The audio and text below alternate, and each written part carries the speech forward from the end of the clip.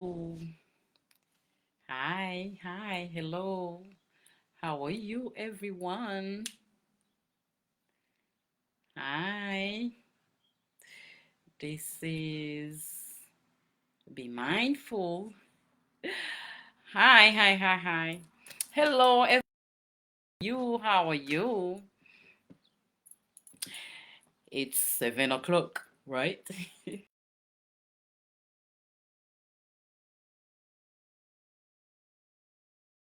7 o'clock. Mindful is here.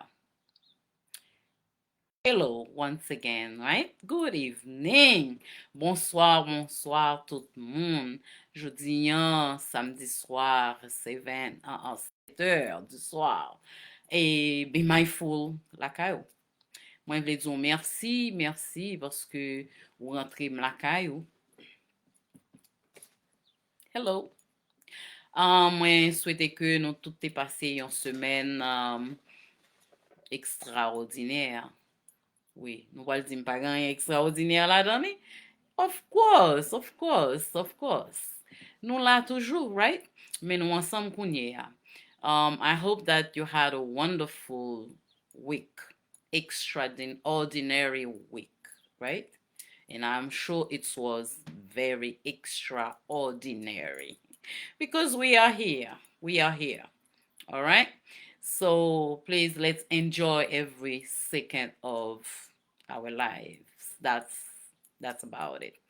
Mwen souwete ke nou tout gen posibilite pou nou amuse nou, rekonnet, enfin apresye chak seconde ki pase nan la vi nou. Se sa nou ka fe koun ya. This is Be Mindful, right? Be mindful. Remember. um, hello, good evening. Hello, everyone. Hi. Mwen vle di tout moun ki tap fete yon aniverser kelkonk. Li gen dwa on birthday, li gen dwa on aniverser. Nepot ki jan de aniverser ke liye. Mwen vle di nou enjoy, amuse nou. Mba vle, toujou di mba vle fe personalite pou mba kite person moun deye e mgen rezon pou sa parce mba vle it's be mindful. That's the reason why I don't want to acknowledge one person, anyone, but everyone as a whole. This is be mindful. But as a matter of fact, gen yon moun ki tap fete aniverser li, nou pale avek yo, enfin, and it's cool, ou konen yon, so, kontinue fete, alright? Kontinue fete. Merci tout moun ki avek mwen la aswe, mwen di nou, enfin, sa ale doat, nan ke mwen le mwen avek nou, chaque samedi soir, chaque 3 premiers samedis de chaque mois. Ça, franchement, c'est un moment qui vraiment excité le la privé. And throughout the week, I have been thinking about this moment. Saturday night, tonight, 7 o'clock. Be mindful. And Be Mindful is here. Thank you very much for allowing Be Mindful to be with you in your house. All right? Wherever you are. Facebook, hello. I love you guys. I love you. And I want to take a little time to appreciate each and every one of you for your comments. They are touchful. And I appreciate that. Mwen vle pran ti tan pou mwen apresye tout moun ki ban mwen koment yo. Mwen franchement, yo edem, yo ankourajem, et mwen ap di yo share, partager live lan, sou touve li neseser, et ti like yo, I appreciate them, and kritik yo, I welcome them.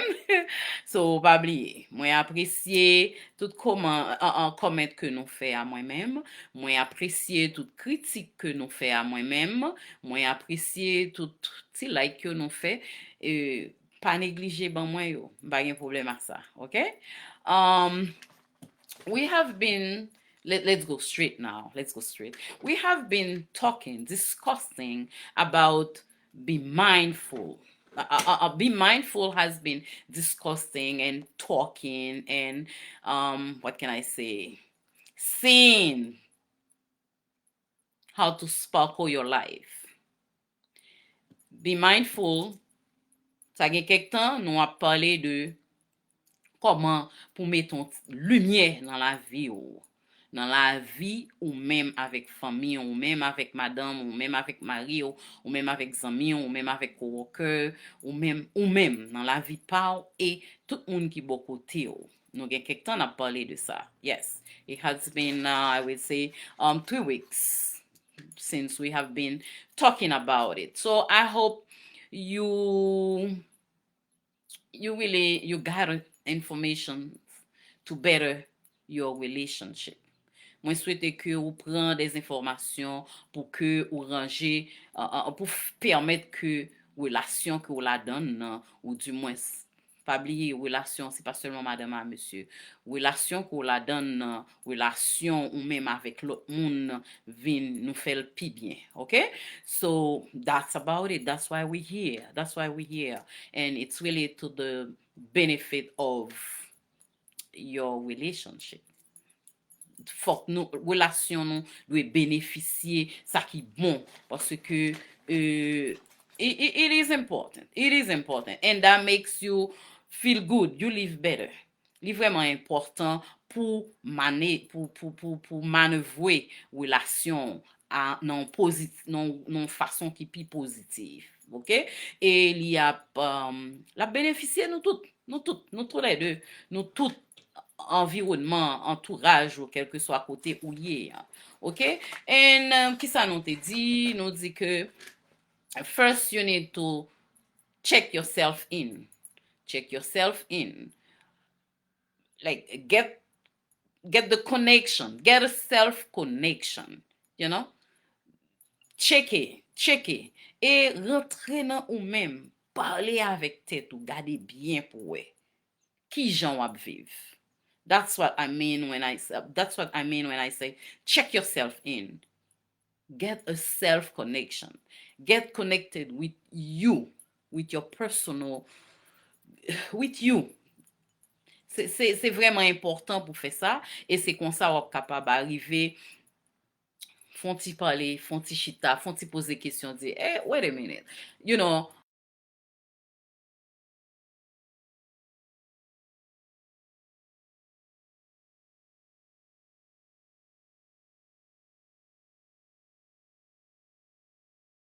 yourself. C'est vraiment une façon ou capable, c'est qu'on soit capable faire li qui a edo venir avec des questions que des remarques, des bagages que pas même pay attention to by checking yourself in. Ou pour un petit temps. Ou connecter ou à ou même. Et puis ou garder au fond rétrospective pour garder your desires. Est-ce que vous rencontrez sortez your dream?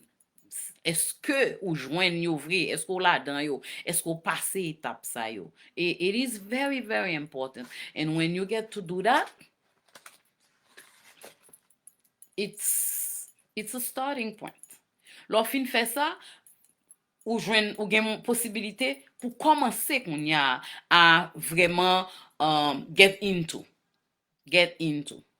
And there you will be able to sparkle your life.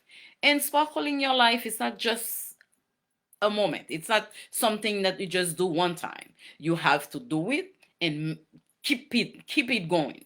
Keep sparkling your life. You have to maintain whatever you're doing positively in your life. Faut qu'on toujours faire. Pas unique faire une seule fois. Be mindful of that. Okay?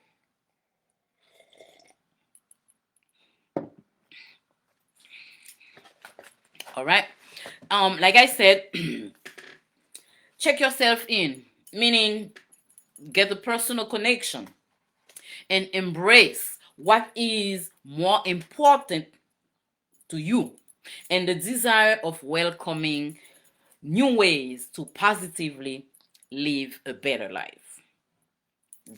C'est seulement comme ça ou pour arriver vivre une vie qui positive, on vit qui pi bien, on vit qui better, parce que pas gen perfect dans la vie, mais gagner moyen pour arranger les pi bien, gen moyen pour faire si décoration la donne. Gen moyen pour faire ça. Et nous gagnons des éléments, nous venons avec des éléments pour ça, nous venons avec des éléments pour capable gagner possibilité pour not only to sparkle and to maintain, to keep sparkling. And here are some elements to help you keep experiencing love in your marriage, in yourself, within your environment. And that could only be to the benefit of your marriage. L'on capable, l'on joindre en moyen ça yo, ou connaît comment pour faire les. Et ou faire, ou pratiquer, ou persévérer, faire tout le temps, ou persister, faire. Li seulement ou seulement bénéficier de lui. Ou pas perdu, ou a bénéficier de lui, partenaire a bénéficié de lui, zami a bénéficié de lui, tout le monde a pour bénéficier parce que ou a vinn gagner un l'autre humour. Ou pas excité tout en même genre, ou pas irrité tout en même genre, ou vivre yon l'autre genre. Ou vivre yon l'autre genre. Et to begin, first is connection. Connection. Tout à l'heure, nous avons parlé de self-connection to find out you. Now we're talking about connection between you and your partner. Kounya a parlé de connexion entre ou même avec partner, your significant other. Si nous pas de connexion, wow.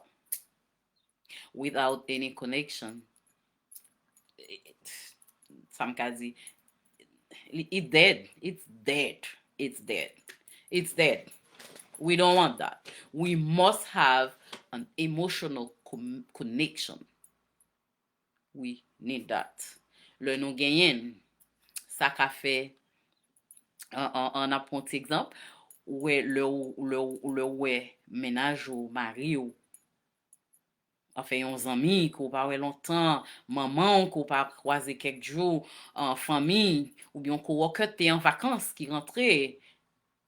Gon connexion de fait. Nous content. Nous voler une sur l'autre, nous hug. I'm not saying to hug now because of COVID, but make sure you wear your mask and you can still hug with precautions. So, et l'on fait ça, nous sentis nous connecter, sont welcome, and it's nice. It feels good. It really feels good. It really feels good. Hi, how are you? Hello. How are you?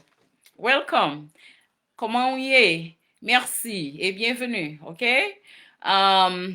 Pendant nous dans live là, moi ap di ou merci parce que vous branchez et partagez so ou estimez que l'important et moi souhaiter que tout ça qui a parti là, qui a parlé là dans Be Mindful, yo bénéficier, enfin, yo son bénéfice pour somehow, ok? Thank you. So relationship needs to have an emotional connection. That is just to better your relationship. Et l'op again,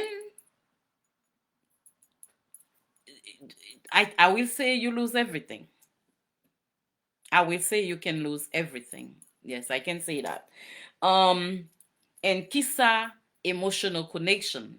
When you have that emotional connection in your relationship, that makes you feel safe. That can display trust. That create a partnership too. Le ou genyen connexion ça avec partner, avec madame ou ménage, ami, whatever. li rend nous en sécurité. Ou qu'on ait créé sécurité, li faut capable faire moun sa confiance. Et il faut sentir à l'aise à moun sa tout. Comme si nous ka parler de tout bagay. Comme si tant que sou ou gen on épaules pour déposer tête tout. Vous comprenez? Et monsieur que vous connaissez, ça m'a dit, là, je nos épaules pour déposer tête tout. And it feels good. It feels so sweet. It's like, oh, it's a relief. I have a shoulder. That's what emotional connection do in a relationship. When you have that emotional connection, it's really safe. Trust. Create partnership. And you need that. Lorsque tu es en sécurité avec yon moun, it feels good. Et sécurité, c'est un bagay qui est très important dans la relation. Ou connaît que compter sur moun ça, connaît le moun ça là dans vie moi, le moun ça là ou bien s'il pas là, on bagay arrivé, on coup de film qu'a fait. Et sécurité, nous pour aller tout gens. Sécurité dans cœur, sécurité dans poche, sécurité dans ventre, sécurité tout gens. Le nap dit sécurité dans cœur, dans poche, dans ventre nan, yo gen limite parce que nous parler de pour nous parler comme ça, faut gagner étape qui prend. Vous comprenez? M'pa vle que nous comprendre juste dating someone, faut que secure that person ni dans ventre ni dans poche ni this ni that. I don't want you to think that way parce que bagay yo gen niveau pour yo prend. Nous pas aller quand tripoter bourré et puis boum boum boum et tant que c'est un legal commitment. So, en parenthèse, et me fermer. So, le ou gen sécurité, lorsque ou gen sécurité dans relation, donc on dit, it feels good. Li vraiment ba ou moins stress, li retire, li diminuer stress, li diminuer anxiété, vous comprenez parce que ou connaît ou gen yon moun ko ka compter sur lui. Et li ba ou tout trust, il faut créer confiance. Lo fait yon moun, lo gen yon moun avok ou capable faire confiance, c'est yon bon bagay. Et confiance, c'est yon fondation pour relation. Lo capable faire yon moun confiance. Dans relation, c'est yon bon bagay que lié. Et confiance doit commencer. Li doit yon nan sa kap commencer dans relation. Pour fondation capable gagner bon support. Without trust, the foundation will just that relationship can collapse at any time. Yes, you have more chance to just it's like not having any relation at all when there is no trust. C'est ça lié parce que l'on va faire moun nan confiance ça vient créer qu'on y a un manque de respect parce qu'on ka parler avec n'importe qui gens poser n'importe question et des questions qui vraiment pas bien placées côté que moun n'a senti que li vraiment li froissé c'est pertinent qu'on pas doit poser une question comme ça pourtant c'est pas question de pas bien placé non c'est confiance qui pas gagné. You understand? When you don't trust someone in a relationship, it's very dangerous. A relationship without trust, it's very dangerous. It's no relation. So it is very important to build that trust as a foundation in your relationship to better, not even to better, not just better, to have, in order to have a healthy relationship, you must have trust. And trust is one, I will say, it is one of the most important things. Il a permettre que nous connecter ensemble, parce que, on prend un exemple, ou pas là, ou à travail, et puis, travail ou la guerre à 5 heures, ou rentrer la caille à 8 heures, ou bien à 7 heures pendant que travail ou seulement 15 minutes, 20 minutes. Non seulement mon partner qui a apprendre à poser des questions, la casser tête li, et puis l'on vini tout, ou pas capable bon bienvenue. Okay, so that example is very important. Let's say you work your work is your job where you go to work is only, let's say 20 to, let's say, half an hour from your house, and you get off work at 5 and it's past 7, you're not home yet. Instead of your partner to be worried about what could happen to my partner, no, that partner keep on, start thinking about, he's somewhere with someone, he's this, he's that, that's what, when you do not trust, when there is no trust as a foundation in your relationship, that's what it's creating. And it's really not safe, it's really not healthy, and it will just create a very disrespectful environment for both of you. So relation sa li pa bon. So it's very important to build the trust. Build it, and make it as a foundation for your relationship, in your relationship. Any type of relationship, though, it's not just your marriage. C'est pas seulement un mariage qu'on besoin faire moun confiance. C'est tout côté. C'est tout côté. N'a prenons l'autre exemple. On dit que ou non travail, et puis ou un problème qui passé, ou relé, ou parler, ou expliquer, pourvu que moun yo pas fort confiance, ou sérieux, non seulement yo pas tande so ap di, et yo gen tan faire jugement. You get to get into conclusion. So therefore, trust is very important everywhere. And be mindful is telling you to get that as a foundation for your relationship. Trust. All right? So I think you got it. And one more thing, trust vin mette confortabilité. Il mette confortabilité. Parce que le rentré qu'on y a à 7 heures là, n'importe soit dit, ou entrer bien à l'aise tout, pour dire que quel que soit ça que tu gagné. Et comme ça, tout cas dit, de rencontrer 2-3 amis, bien que ça, c'est pas discipline, lié, vous comprenez? Mais n'a pour ouvrir petite parenthèse ça tout. Il pas discipline. On dit que ou quitter travail à 5 heures, ou rencontrer un monde qui kembe ou quelconque. It is very important to just give a call. Now you can just text.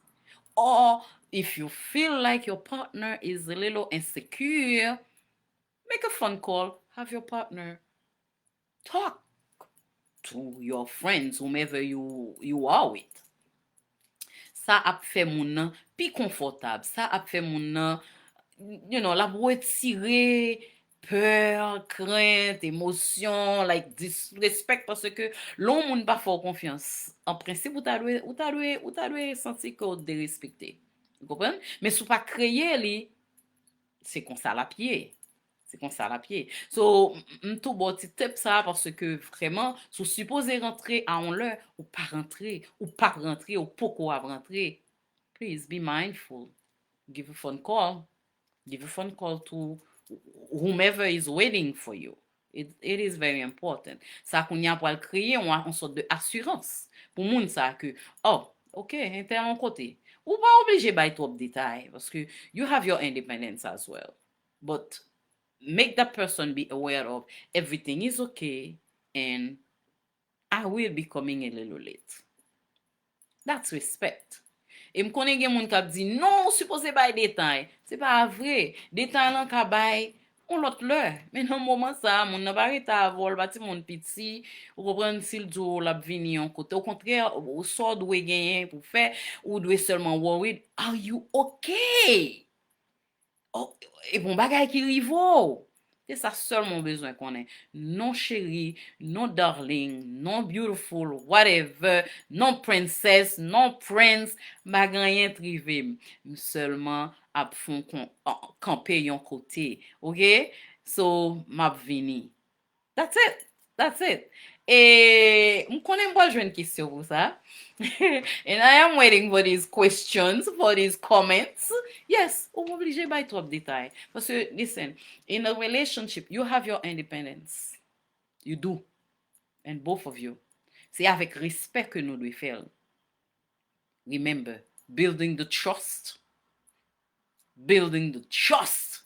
C'est avec respect ou faire, quel que soit à faire. Mon grand monde tout, listen, being in a marriage, pas vle di ou fini à la voie pour rentrer dans yon qui ça là, non l'enfer, dans yon qui ça m'ga di là, dans yon martyr, non. Parce que même le que ou poser mon question, ou gon jan pour dire, ou gon jan pour poser la question pas. Ou pas quand on parler n'importe qui jan moun non. Again, respect. He was supposed to come home, or she was supposed to come home at X amount, at X time, and 1 hour later, 2 hours later, you should be worried. Ou pas de gen tan pense que nèg sa on l'autre femme ni ou bien femme sa on l'autre nèg li. Non, that's wrong. And si c'est qu'on sort penser, wap fou, et vous pas respecter tête ou pas respecter mariage ou pas respecter moun ko avec li. Non, parce que moun ko avec li, li grand moun tout, li gen personal life.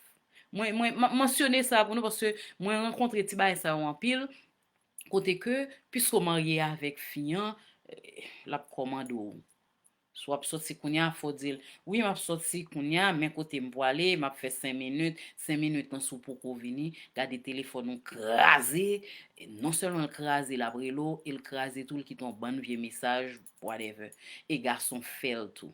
This is wrong, it's not healthy, and it is disrespectful. Why am I saying that? Is importantly, what you have to do is to build the trust in your relationship. Trust your partner. And when you trust your partner, you will create security. You will create comfortability. Lèl di li yon kote, ou pa ka permettre ou pour penser l'autre gens. Parce que wap disrespecter. You don't want to disrespect your partner. Parce que that can now create une éternelle tension lor fait ça. Parce que remember, your mind is feeding so bali. Lor pense comme ça dans yon relation. You done. Relation ça pas kembe. Alors même là que moun na vive ou même tête ou la crasé à penser tintin, not good. Hello Canada, Toronto. Hi Kenny. Guys, I love you. All right, Be Mindful is here. You are with me tonight, right? Good evening, Toronto. Yes. So this is really the best way to start a relationship, by building trust, by having trust as a foundation. Okay? So, and lo fin genye respect, lo fin genye safety sa, lo fin kreye tout bagay sa yo. You know what? Intimacy comes. Intimacy vle di, like, get closer and stay connected. Il va seulement gen plusieurs, enfin gen moun konnen qui prend intimacy en pile, enfin non seule façon. Non. Intimacy pas en seule façon. Ou konnen qui j'en prendre. Intimacy pas en seule façon. Ou capable gen intimacy avec famille, amis, vous comprenez? Yes. Intimacy c'est stay close, getting closer. But intimacy entre madame à mouché, ménage à ménage, moun ki nan relation, partnership, ménage à ménage, long life partner, living together, mariage, yo genyen étape pa yo la donne. Et étape sa yo c'est like nous capable di it's like it's a cozy, private, and I will say sexual atmosphere. Get tout ça la donne. Parce que moun sa c'est pas lié. M'pa rentre nan soit légal ou bien pas légal, bah c'est pas business ouais, but moun sa c'est pas lié, alright? So, le m'di légal là, marié ou bien pas marié, m'pa encourager on série de bagages mais constant m'pa rentrer là-dedans yo. C'est pas travail ça me fait. Oui, intimacy avec partner ou, li gon l'autre niveau là-dedans lui-même. Et tant qu'on me dit kounya la me fait dit on cozy atmosphere, stay connected, like private. It's a private time. It's a sweet time. It's like stay close to each other. Ou est tout ça l'a créé, lò fait moun nan confiance. But mwen gen yon ti recherche que me fait pour nous. Mwen vle partager la avec nous. According to Dr. Dorothy Turnov, she is a late psychologist. Li son psychologist. She had conducted a long-range studies on the in-love phenomenon.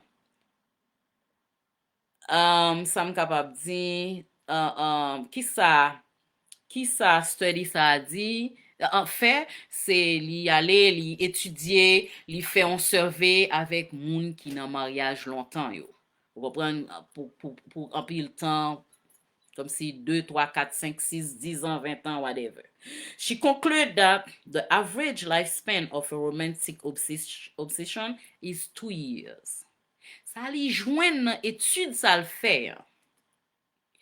Li jwenn que nan sezi ouais ça. Mariage, la vie romantique dans mariage, li rete seulement pour 2 ans.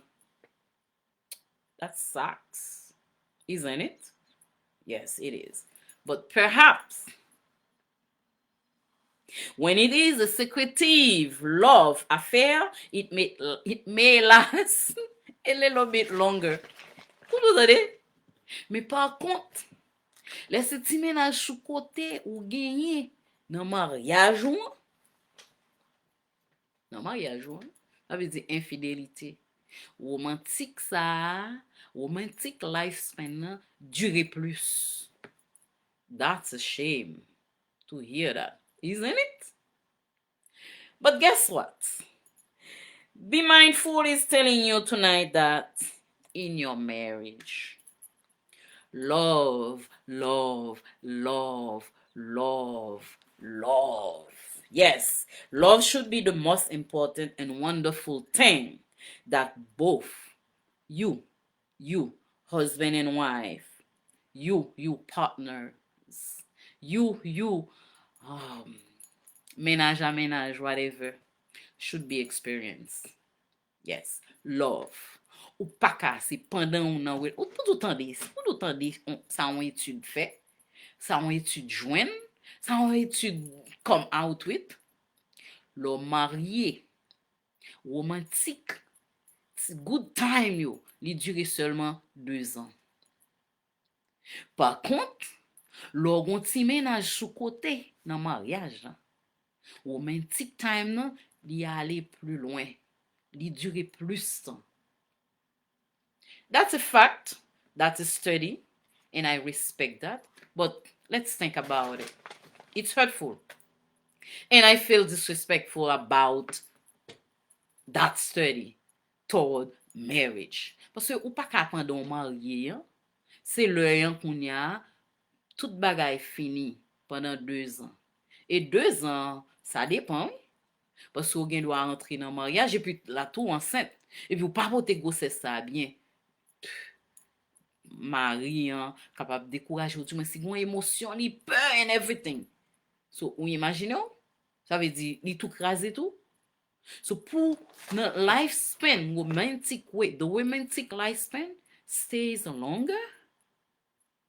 Le ou non ti ménage à côté? Non. So, therefore, nous au courant, nous tendez li. It's a study. We have to respect that. So therefore, what we should do is to keep the love alive. E sa nou dwe? L'amour pas de la gueule, nous va de quitter le tomber, nous devons toujours arroser pour lui monter, pour lui grandir. Et non seulement m'a dit arroser, faut nous prendre tout. Faut nous nettoyer, il faut nous chaque saison qui rentre, faut que nous gagne des bagages pour nous faire parce que si c'est seulement arroser, il seulement grandir, la il a été monotone. Nous va besoin de rester on seul façon sans nous va mettre rien là-dedans. Faut nous engrais. Attention, faut que nous couper li pour nous balcher pour comprendre il y a un moment tout qui arrive, faut que nous fouiller terre, comprendre pour lui prendre l'air et puis pour nous bali une série de médicaments pour supporter. So therefore nous avons moyen pour que study ça un temps après pour ne pas continuer. Of course, parce que nous pas besoin dans mariage nous pour entendre mari ou bien madame bon ti love affaire. Non, nous pas besoin ça. Nous pas besoin ça. That's and no, we just don't need that. Nous pas besoin ça. OK?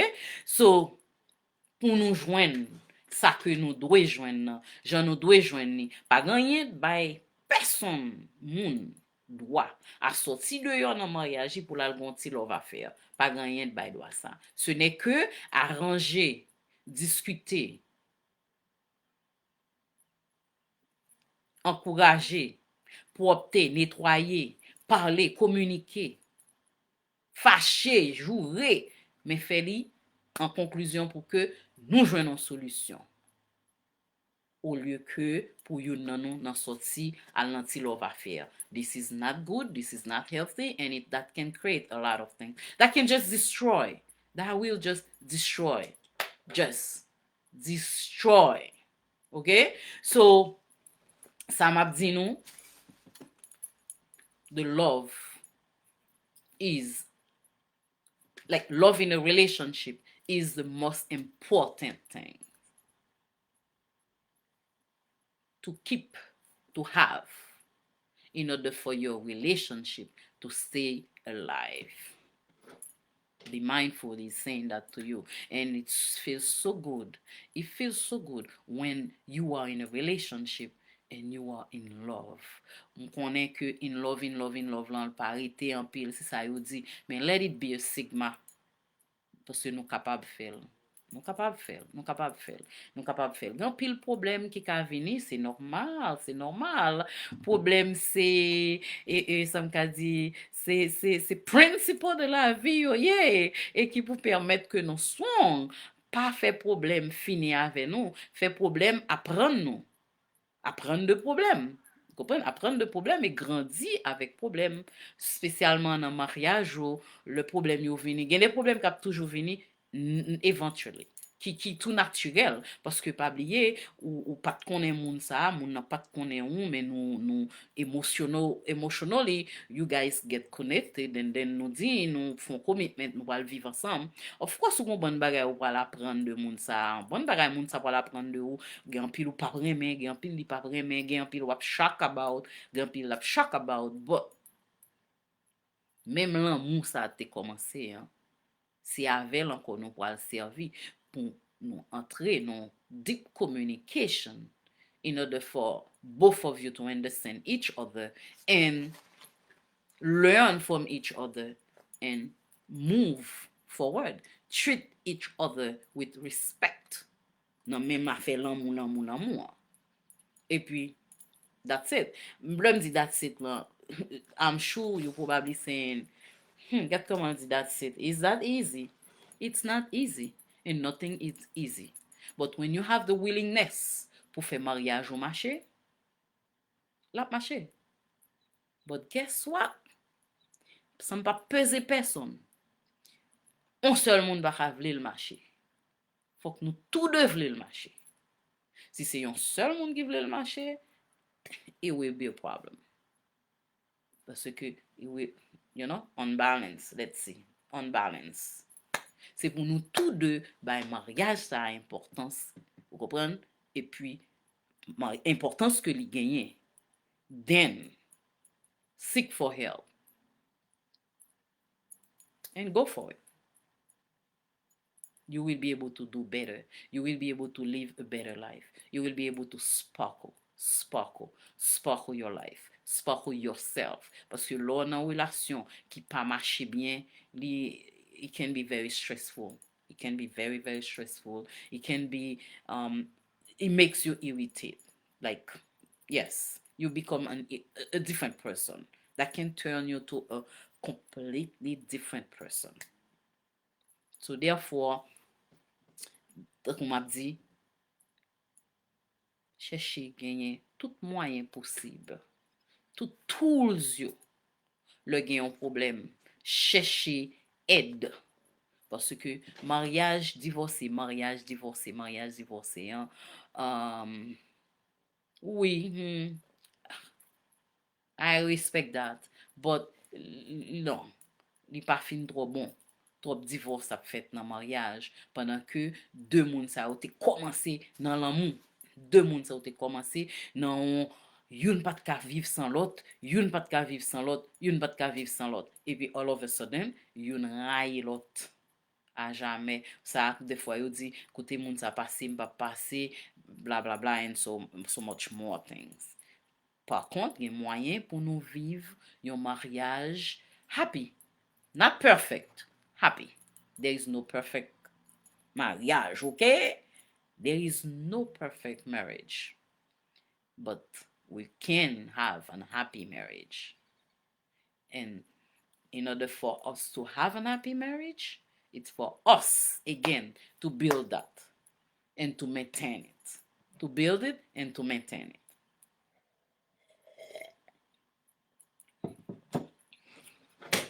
And again, remember, be mindful is taking her time to really talk about sparkling your life. I have a reason for that. It's not just when you are in love, you are able to sparkle your life. With yourself, sparkling. And guess what? Premier mariage qui fait nan, c'est mariage ou fait à tête ou an. Mariage qui plus important, c'est mariage ou fait à tête ou an. The most important marriage is the one that you have with you.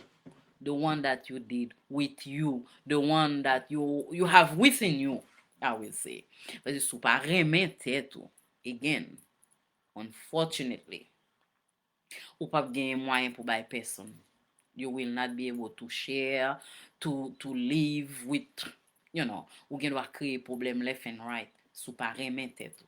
So, remen tête ou. Please, remen tête ou. Discover who you are, please. Get to know you. And you can do that. Meditation, pon ti tan, pale a tête ou. It can be 5-10 minutes. Pon ti tan, pale a tête ou. And how you meditate, the best way, lò leve matin, detire, pendant wap detire, an di, merci Jésus. Pendant wap di, merci Jésus sa, wap entre nou réflexion, parce wap wè, ou même wap leve, combien moun ki pa pleve? Et vous pon moment de silence.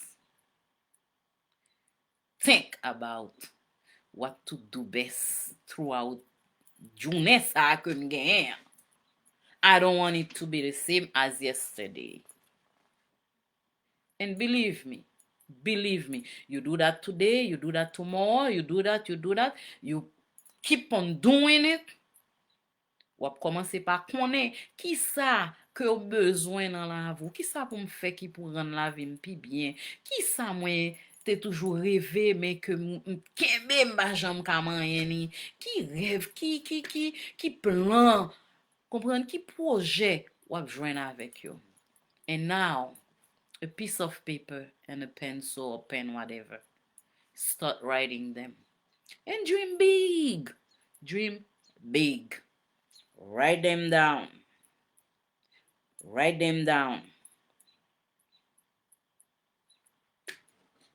Believe me, Believe me, you will be somehow successful on how to motivate yourself. You will be somehow successful on motivating yourself. En lò komanse ap fè motivasyon sa yo, tout moun ki bo kote ou ap jwen. Because you will become a different person. You will become a different person. Becoming a different person, you will feel good. You will live better. You will live better, and your environment will be will benefit from it. Do it. And as far as your marriage, wap leje la dani. Konversasyon ou menm avek partner ou will be so easy. Will be so sweet. You will feel both comfortable talking to each other and about anything with no regrets. This is, those are some important things, important points to really to help you sparkle, to help you, elevate yourself.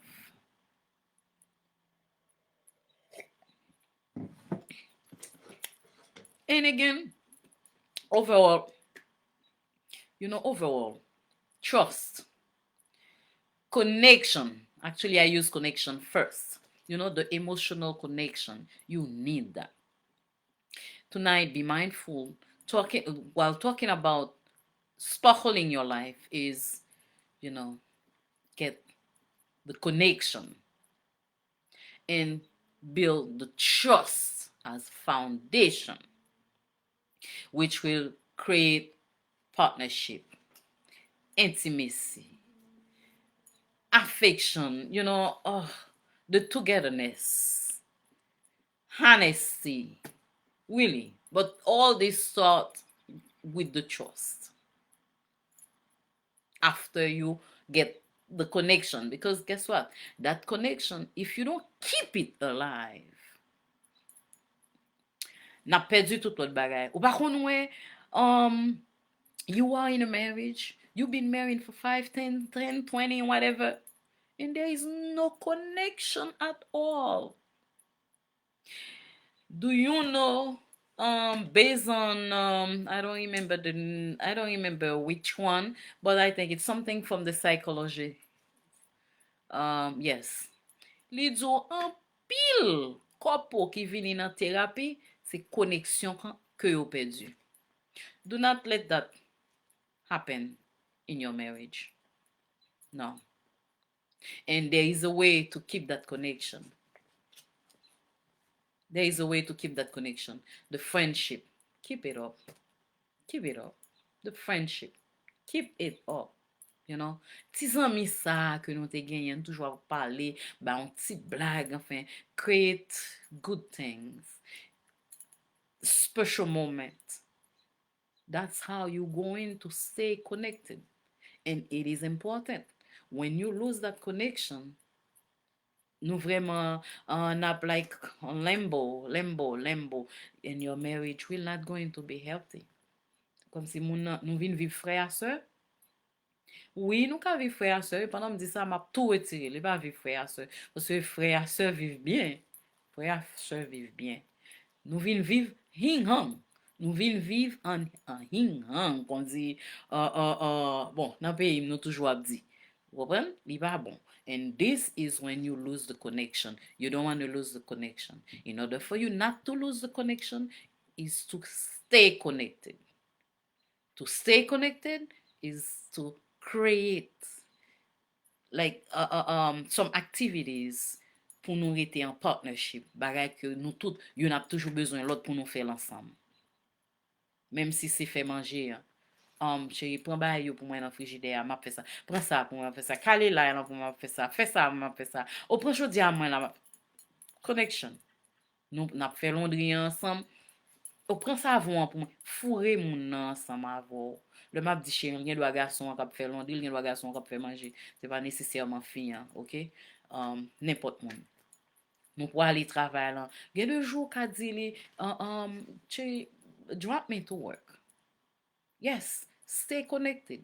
Pendant qu'on conduit, nous on dire, font blague avec elle, ensemble. Nous, à lumière, aux gens parlent presque venir. Oh chérie, on nous prend jaune, non, non. On nous get prend jaune, non, non. Si on police traité nous, n'a dit c'est jaune, nous te fait, regardez, kembe humeur ça, là, alive. And that will help you stay connected.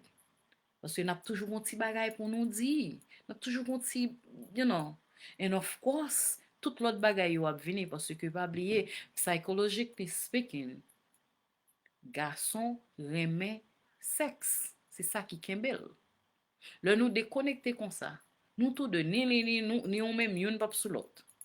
Vous comprenez? Mais par contre, yo dit toujours, psychologically speaking, sexe fait moun li besoin mort, et li même qui bat en connexion tout. Et connexion ça arrêté soudé de mort li joindre de mort li rete connecté avec significant order que li joindre nan men la fait là. It is important. These things, nous va ni peut parler de yo, ni gêner parler de yo, because all we need is a healthy marriage. All we need is a healthy marriage. All we need. N'a vivre avec moun et puis nous non nightmare en dans cas. This is wrong. This is wrong. And we have ways to better the marriage, the relationship. We have way to do it. And personally, I want to say forgiveness. Moi, m'entrer dans forgiveness sans trop tard. Mais forgiveness. Bien que moi utiliser des études que moun qui vraiment repassé mieux fait, mais moi vle additionner forgiveness et moi vle dire forgiveness c'est in my opinion should be the most important thing in a marriage. Yes, forgiveness, oh my God, lié do relief. C'est pas ou dire ou forgive et puis chaque minute ou répéter même bagarre là non. Et va ça m'a parlé. C'est pas ou dire mon non forgive et puis de temps en temps on excelle avec ou poum ou point aller là avec ou songer tel bagage. That's not forgiveness. Forgiveness c'est le ou pardonner mon ou passer très sous lui ou quitter le côté ou release. Nous move forward, nous start fresh. C'est forgiveness sans ça. Ou pas gen doit tourner sous lit encore. C'est forgiveness ça. M'a parlé moi-même. That's the forgiveness qui a aidé la donne. Mais forgiveness, moun prani, n'a pas pour nous parler sur ça parce que en pile fois gen bagay qui passé dans relation, monsieur a dit il forgive madame non, madame non dit il forgive monsieur et puis mes amis, chaque minute sortez fait qui te permettent de te forgive, yo te pardonner là, chaque minute yo répéter. Ça qui t'est passé, qui te yo te dit OK, it's okay, nous crier, nous regret amour et puis yo repasser la vie. Li pas bon. L'on dit forgive, c'est forgive. Maybe not forget, but you will really forgive. And to forgive is forgive. Release. Move forward, pas coming back to it. Et pour vivre plus bien, start a new thing. Ça dépend de ça qui t'est passé. Okay? So this is a little bit about sparkling your life. That's a good segment. I love it. Et nous avons tellement bagay pour nous toucher là-dedans. So thank you once again. Thanks. Everything, your comments, your time, listening to me, your like, your share. they all really aller dans cœur droit, OK? Le nous partager, le nous dire nous remen, le nous prendre nous pour nous tendre moins, ça fait me plaisir parce que this platform is for me to excel, to elevate with you together. I'm learning. And it's really a pleasure for me to learn and share with you to better your relationship. Son plaisir pour moi apprendre, partager avec vous, afin que vous capable dans relation nan, sentir pi bien la donne. Son plaisir. Be mindful. Want to say thank you for each and every one. Canada, Toronto, I love you. Be mindful, and everyone else. Be mindful. Vle di nou ke next week, Saturday, I will have the same session, and in conclusion, but I want to take some questions. I have some people who had asked me some questions, and I asked them to come on the platform and ask me those questions, and that will be more interactive. Be mindful, vle di nou ke samedi prochain ki ap dernier segment How to Sparkle Your Life. Mwen ap pran kisyon. Mwen gen de 3 moun ki pose m kisyon, men mwen prefere pose m kisyon nan platform nan, an fason pou nou tout kapab interak. Parce que oublier, mwen di nou deja, kisyon yo nou va lui fè yo personel, tan pri generalize. Nou pa nan platform sa pou nou partager pendant que n'a parlé moun mal, critiquer, juger, nou pa fè sa. Person ba nan mariage ki bon. Nou tout ap pimpenen nan mariage. So nou pa vle pimpenen, nou vle pou mariage nou, on lot jan. Ok? Nou vle pou mariage nou, like at a better level. Men nou pa wale chèche perfect marriage. Mais once nous avons perfect marriage, nous avons tout drop parce que nous va bien perfect là. C'est ti épice qui dans mariage, c'est ti problème qui dans mariage, le nous fin résoudre et puis ti make up time yo.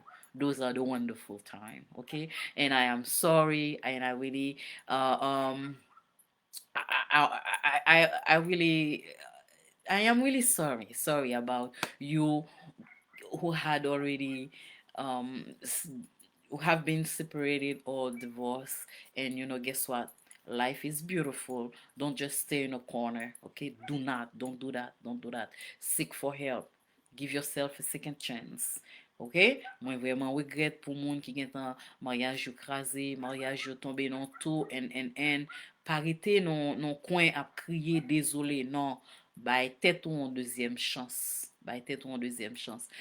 Jésus-Christ pas venu pour te sacrifier li comme ça pour que ou même prend la vie pour la gueule dans mon monde pour pas qu'on importance.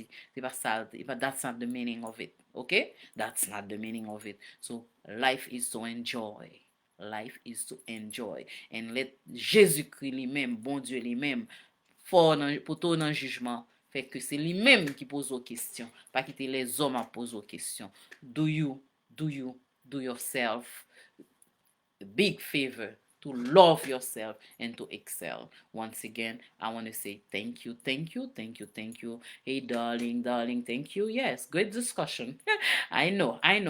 It's all about to better our lives. And it is important to do so. Parce que planète, nan, il va pas pour le changer, c'est nous mêmes qui la donne qui pour changer, OK?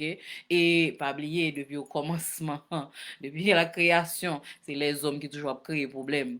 So nous pas gagner qu'à faire. So now nous gagnons we have the right tools, or we have enough tools pour nous arranger, pour nous modifier, pour nous faire lumière. So we are using them. That's all.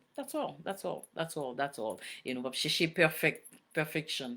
Once again, we're not looking for perfection. There is no perfect marriage. Pas ki ton moun zou sa, okay? Don't believe in that. If you have a perfect marriage, you're not on the earth. You must be somewhere else. All right? So it was be mindful, and it was also a pleasure. Remember, wherever your marriage is, wherever your relationship is, check in, get the real connection, the personal connection. Talk to yourself, be truthful in order to create a better environment while utilizing the right tools better technique to elevate yourself, your marriage, your relationship. Nou gen told you right there. Quel que soit côté mariage ou quel que soit côté relation quel que soit jonte kon servi avec un moun, maman ou papa ou zami ou grand moun yo, ti moun yo. Be mindful wants to tell you that. Ou kon moyen jodi, lo fin tande, be mindful. Gwi minute, tout so tande yo, analyse yo, pense a yo, et prends so besoin, prends so pa, ça qui est important pour so juger qui est important. And don't forget, share the life. I like the share, I like the like, and I like the comments, and most of all, I like the critics. Okay? Thank you. Be mindfully saying good night. See you next Saturday. Please get ready for the questions. I am waiting, okay? I'm waiting for the questions. Whatever it is. Remember, don't make the questions personal. Good night. Love you.